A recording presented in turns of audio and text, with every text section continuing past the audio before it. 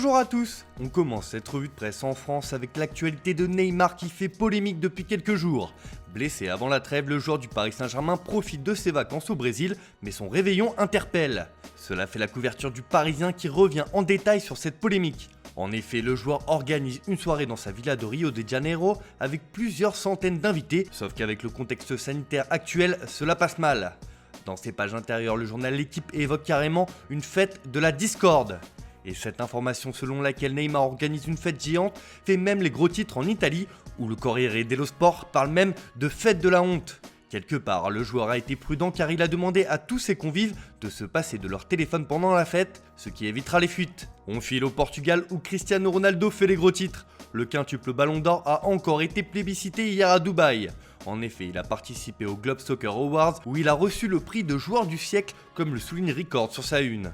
Une sacrée distinction qui fait la couverture des journaux sportifs comme Abola, qui met en avant le fait que le Portugais devance des joueurs comme Lionel Messi, Mohamed Salah ou encore Ronaldinho. Même Tuttosport reprend cette information en citant une déclaration du joueur qui remercie la Juventus. Bref, vous l'aurez compris, tout le monde rend un bel hommage à Ronaldo pour l'ensemble de son œuvre.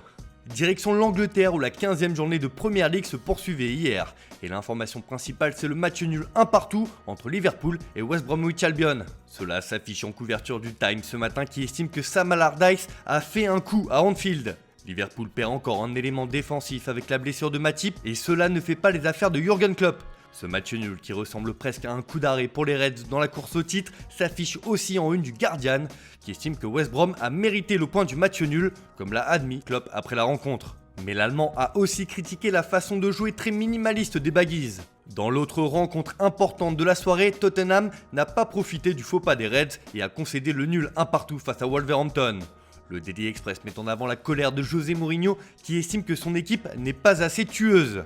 En Espagne, l'information qui fait la une des journaux, c'est l'interview qu'a accordé Lionel Messi à la Sexta, une chaîne locale. L'Argentin s'est véritablement confié sur ces derniers mois difficiles après avoir demandé son départ du FC Barcelone l'été dernier. D'ailleurs, pour Mundo Deportivo, cette affaire est loin d'être terminée, puisque Messi laisse la porte ouverte, titre le quotidien catalan.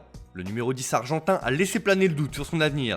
Je ne sais pas si je vais partir ou non, et si je pars, je veux le faire de la meilleure des façons. Si je pars, je veux revenir.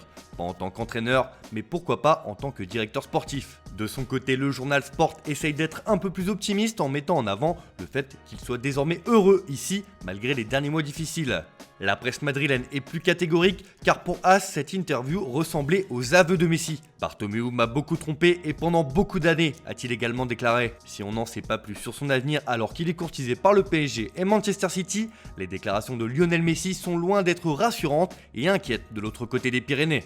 On ouvre désormais une page mercato dans cette revue de presse. Si Marca évoque le titre de meilleur joueur du siècle de Ronaldo sur sa une, on peut aussi apercevoir une info mercato de taille au sujet de l'avenir de Diego Costa. En effet, selon le quotidien madrilène, le buteur aurait demandé son départ des Colchoneros pour des raisons familiales. Et son avenir pourrait peut-être s'écrire sur les rives du Bosphore car Photomatch rapporte que Fenerbahçe serait sur les rangs pour recruter l'international espagnol. Affaire à suivre.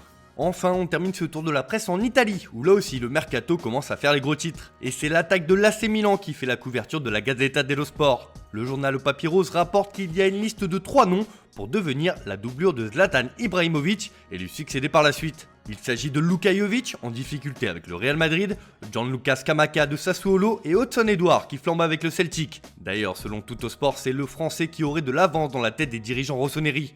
En tout cas, Milan prépare l'avenir. Voilà, c'est tout pour aujourd'hui, bonne journée à tous, on se retrouve dès demain pour une nouvelle vidéo sur Foot Mercato.